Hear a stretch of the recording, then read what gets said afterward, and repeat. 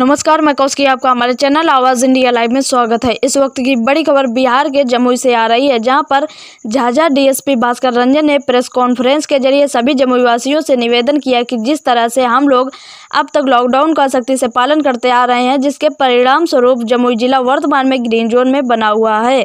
यही हम लोगों के लिए खुशी की बात है। ज्ञात हो कि दिनांक 4 मई 2020 से लॉकडाउन को भारत सरकार के द्वारा 14 दिनों के लिए बढ़ाया गया है, परंतु ये बात प्रकाश में आ रहा है कि कुछ लोगों में गलतफहमी है कि ग्रीन जोन में लॉकडाउन से छूट दिया गया है। लेकिन सभी जमुई वासियों से बताना चाहता हूं कि लॉकडाउन जिस तरह से पहले से लागू है, उसी तरह आगे भी दिनांक 17 मई 2020 तक लागू रहेगा।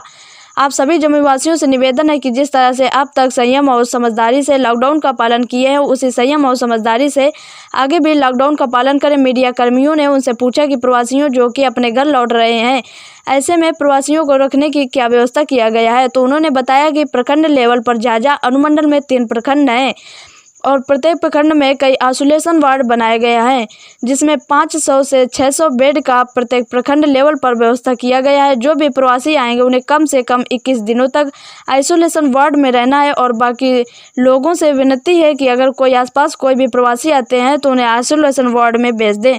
देखिए पूरी खबर हमारे संवाददाता देवेंद्र कुमार के साथ शक्ति प्रसाद शर्मा की रिपोर्ट। रंजन झाझा जुड़ रहे हैं सर, आज मीडिया को क्या संबोधित करने जा रहे हैं सर? मीडिया से ये जितने भी हमारे यहाँ के वासी लोग हैं, वासीगण हैं, उन सब से ये निवेदन है कि लॉकडाउन को 14 दिनों के लिए और बढ़ाया गया है। लेकिन बहुत सारे लोग इस तरह से गलत नहीं पा रहे हैं कि इस जो भी ग्रीन जोन में है वहाँ लॉकडाउन से कुछ छूट मिल रही है। लेकिन लोग इसी तरह का भ्रम नहीं पाले। लॉकडाउन जैसे पहले की तरह था वैसे आगे भी रहे और लोगों से विनती है कि घर में संयम रखे और पहले जिस तरह घरों में रहे हैं वैसे भी रहे और ये हमारे जमुई को जो ग्रीन है और आगे भी ग्रीन जोन ही रहे। प्रवासियों की जो आने की व्यवस्था किया जा रहा है, ऐसे में प्रवासियों को रखने की व्यवस्था और व्यवस्था क्या क्या किया जा रहा है प्रशासन की ओर से? हमारे यहाँ पे हमारे झाझा मंडल में 3 प्रखंड है और मोस्टली हम लोगों ने प्रखंड लेवल पे ही लोग कम से कम 500 से 600 का बेड का हर प्रखंड लेवल पे हम लोग के स्तर से रिक्वायरमेंट किया जा रहा है।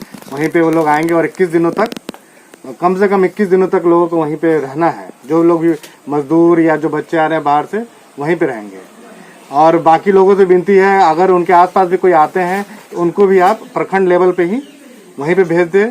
जैसे झाझा हुआ और सोनो हो गया, चकाई हो गया और इसके अलावा भी जमुई में भी कहीं भी आते हैं तो जमुई में जो भी प्रखंड लेवल पे बने हुए हैं वहाँ पे लोग अपने स्तर से चले जाए और अपना इलाज करा लें। ये केंद्रीय गृह मंत्रालय की ताजा गाइडलाइंस में यह स्पष्ट किया गया है कि बाजार वगैरह खुलेंगे, सारी दुकानें खुलेंगी, मॉल्स और शॉपिंग कॉम्प्लेक्स वगैरह छोड़ के, तो क्या स्थिति रहेगी? बाजार की सभी दुकानें खुलेंगी क्या?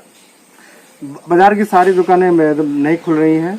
हम लोग इसमें कुछ कंडीशन है और पहले जो मजदूर लोग आ जाते हैं उनके अलावा ही और जो गाइडलाइंस है उसको तो फॉलो होगा ही, लेकिन उसमें भी अभी हम लोग देख रहे हैं कि कहाँ पे ज्यादा जरूरी है और कहाँ पे कम है, उसके अकॉर्डिंग हम लोग काम करेंगे। फिलहाल मतलब जैसे पूर्व में जिन दुकानों को खोलने की अनुमति थी, फिलहाल वही दुकानें खुल पाएंगी? हाँ, पहले जो राशन की चल रही है, किराना की है, फल की है, सब्जी की है, दवा की। हाँ जी। इसके अलावा कोई किसी तरह के व्यावसायिक प्रतिष्ठान अभी नहीं खुलेगा?